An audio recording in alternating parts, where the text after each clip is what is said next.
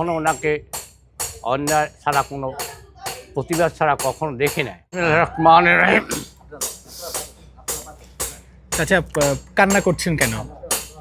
ওসমান হাদির বাবা অত্যাধিক ধর্মপ্রাণ এবং সম্ভ্রান্ত লোক। উনি নলছিটি থানায় এইখানে ওনার বাসা। উনি মাদ্রাসা চাকরি করতে এখানে। উনি কি সৎ এবং শক্তিশালী এবং অন্যায়ের প্রতিবাদ সবসময় উনি করত। কখনো ওনাকে অন্যায় ছাড়া কোনো প্রতিবাদ ছাড়া কখনো দেখি নাই। তার ছেলে এই ওসমান হাদি ছোটোখাটো অত্যন্ত দুরন্ত এবং সাহসী এবং কোনো অন্যায়কে প্রশ্রয় দেয় নাই এবং অন্যায়ের কাছে সে কখনো মাথা নত করে নাই এবং সেটা প্রমাণ সমস্ত দেশবাসীকে কান্না করিয়াছে চলিয়ে গেছে। আল্লাহ তার রহুর মাগফিরাত কামনা করি। বাংলাদেশ জিন্দাবাদ। আচ্ছা, ওসমান হাদি কি ছোটবেলা থেকে খুব প্রতিবাদী এবং মেধাবী ছিল? প্রতিবাদী ছিল। আপনাদের কোলে পিঠেই তো মানুষ হয়েছে? এইখানেই মানুষ হয়েছে, এইখানে জন্ম হয়েছে। পড়ালেখায় কেমন ছিল? পড়ালেখা ভালোই ছিল।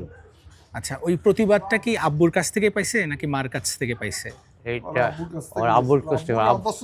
ওর আব্বার আদর্শ ছিল অন্য, দুই নম্বর অত্যন্ত প্রতিবাদী ছিল তার আব্বা। এমন একটা গান বাজনা কোনো অনুষ্ঠান হবে কেন, এটা হতে পারে না। এই তো পার্বতী হিন্দু, সেও দেখতে সাক্ষ্য দিয়েছে কি এত ভালো লোক ছিল।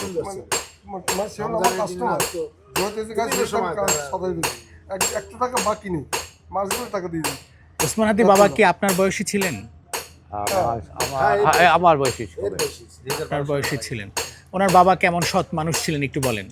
ওনার বাবা ওসমান হাদির বাবা অত্যাধিক সৎ ছিল, প্রতিবাদী ছিল, অন্যায়কে কখনো প্রশ্রয় দিত না, কখনো প্রশ্রয় দিত কখনো কোনো মুহূর্তে।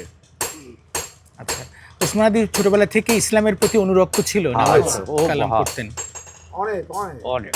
এটা ছিল কি আল্লাহ ভালো জানেন, এমন সব ব্যক্তি বিশ্বাসী ছিল, মানুষকে বিশ্বাস করতে অগাধ বিশ্বাস করতে এই ওসমান হাদি বাবা।